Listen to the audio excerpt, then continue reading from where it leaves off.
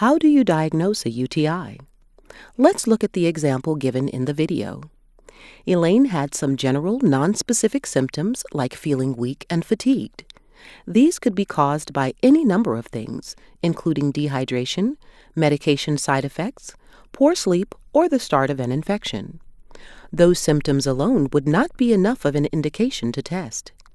When the nurse asked questions, Elaine said she was experiencing some urinary-specific symptoms that are indicative of a potential infection: suprapubic tenderness, new onset of frequency, and new onset of urgency.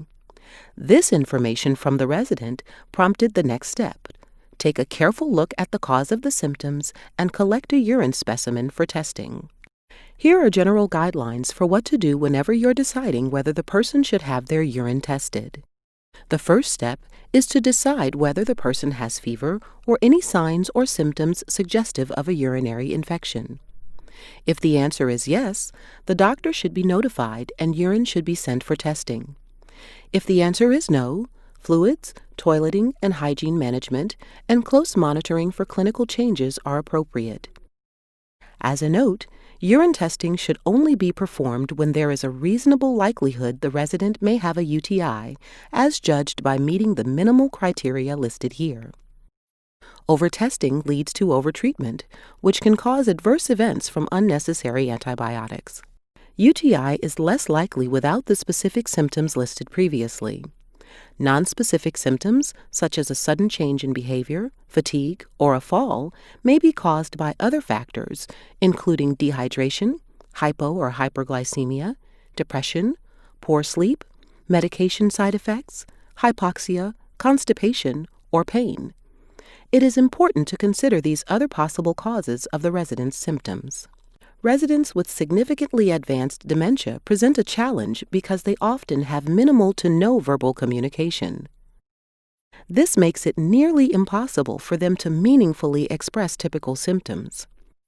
Moreover, these residents also have profound cognitive deficits and urinary incontinence, which makes mental status changes hard to discern and urinary frequency difficult to detect. Fever alone may be adequate evidence of UTI, so long as there are no additional symptoms, such as new cough, to suggest an alternative source of infection. Other symptoms, such as leukocytosis or hemodynamic instability, may also be helpful.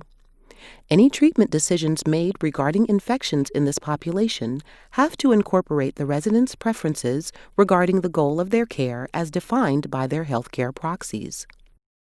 The potential disadvantages to workup and treatment of a suspected UTI in residents with advanced dementia may outweigh the advantages, particularly when the likelihood of UTI is low.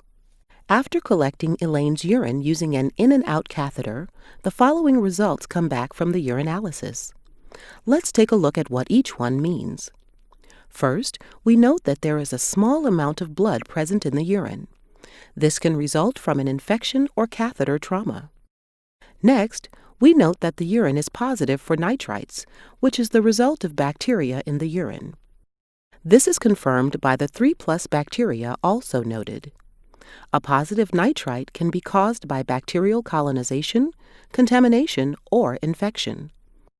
The sample is also positive for leukocyte esterase, which indicates the presence of white blood cells in the urine. This too is confirmed by the high numbers of white blood cells seen under the microscope. The presence of pus or pyuria in older adults can be caused by an infection, but can also be caused by bladder or kidney inflammation without an infection. When looked at in total, the urinalysis is only helpful when trying to rule out an infection. When nitrite and leukocyte esterase are both negative, this means there is a very low likelihood of an infection. When one or both are positive, as is often the case with nursing home residents, the meaning of the results depends on the culture result and clinical signs and symptoms present. A positive urine culture is necessary for a diagnosis of a UTI. For residents without an indwelling catheter, at least 100,000 colony-forming units per milliliter of no more than 2 species of microorganisms is the recommended count for a voided specimen. For a specimen collected by in and out catheterization, at least 100 colony-forming units per milliliter of any number of organisms is recommended. Before urine samples for culture are obtained from residents with a chronic indwelling catheter in place for more than 14 days, the original urinary catheter should be removed and replaced, and the specimen should be obtained from the new catheter. For residents with indwelling catheters present, at least 100,000 colony-forming units per milliliter of any number of organisms is required for a diagnosis of a UTI. Let's look at Elaine's results. It shows that her urine grew more than 100,000 colony-forming units per milliliter of E. coli with resistance to ampicillin, Bactrim, and Cipro. So what does this culture result tell us? As with urinalysis, it only tells part of the story. Elaine has bacteria in her urine that could cause an infection, but it is not enough to distinguish between colonization and infection. Again, we need to rely on the resident's clinical signs and symptoms to see the complete picture. In the elderly population, a wide spectrum of infecting organisms can cause urinary tract infections, and many infecting organisms have developed increased antimicrobial resistance. E. coli is the most frequently isolated organism. Proteus mirabilis, Klebsiella pneumoniae, and Enterococcus species are also frequently isolated. Well, it looks like Mrs. Houston has a urinary tract infection. I would have expected her to be much more uncomfortable than she seems. Now that we know that she has one, though, what should we do? And cut! Hey guys, remember me? Content expert. I'm sorry to interrupt, but we have a lot of information to convey in this scene, and I just want to make sure that you can handle it. Hi, Jean. We've been, rehearsing our lines all day. I'm glad to hear that. So you know that just because the resident has bacteria in their urine does not mean that they have an infection. Older persons, especially in long-term healthcare facilities, are known to have bladders that are colonized with bacteria, but they never exhibit symptoms of infection. That's why it is very important to tell the difference between bacterial colonization of the bladder and symptomatic urinary tract infection. Never treat colonization with an antibiotic, only symptomatic urinary tract infection. Now, in Mrs. Houston's situation, she has symptoms that warrant the use of an antibiotic. Suprapubic pain, frequency, urgency, and a positive lab result. Okay, I think we've got it. Our characters won't let you down.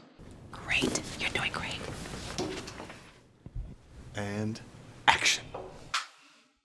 I already talked with Dr. Kennedy, and he said to start Mrs. Houston on levofloxacin. Okay, I'll go get the medication and I'll meet you in Mrs. Houston's room. I can't bear to break any more bad news by myself.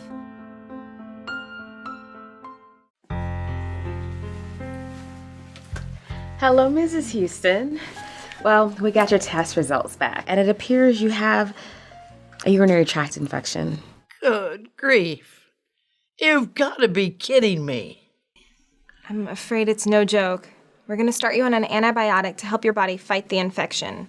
It's going to be very important that you finish the entire course of medicine.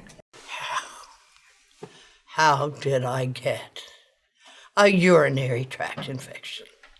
Well, Mrs. Houston, you may be experiencing normal changes that occur with age, limited mobility, and poor hydration.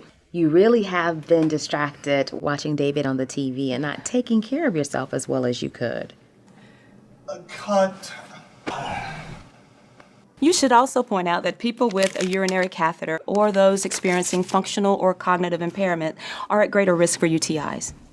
Cognitive impairment? How dare you? My character was fit as a fiddle until you put me in this joint. Of course, but generally speaking, functional and cognitive impairment can lead to a decrease in self-care, decreased cues to void, difficulty in finding a location to void, and an elevated residual volume of urine in the bladder. Now, all of these are risk factors that can contribute to urinary tract infections. Action. And that's all there is to it. Watching David on the TV gave me this urinary tract infection. Well, Mrs. Houston, instead of focusing on how you got the UTI, let's talk about how to prevent another one in the future, like better hydration, regular toileting, improved personal care, and increased mobility. Oh, I need to go check on the other residents, so I'm going to let Priscilla finish up here and give you the medication. You'll be taking a medicine called levofloxacin. You're going to take 1 pill once a day for 5 days. This should help clear up the infection and get you back on your feet in no time. Just in time to see how that new hip is treating you. 5 days, you say? Well, Elaine, that's not so bad. well, I feel better already. You're right, Dimitri. Just bring me a whole pitcher of water. Oh, that's the spirit. Elaine, I've never noticed that beautiful locket you have.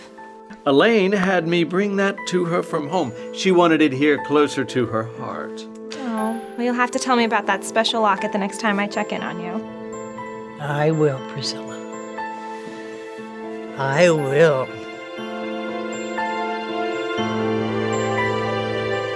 Next time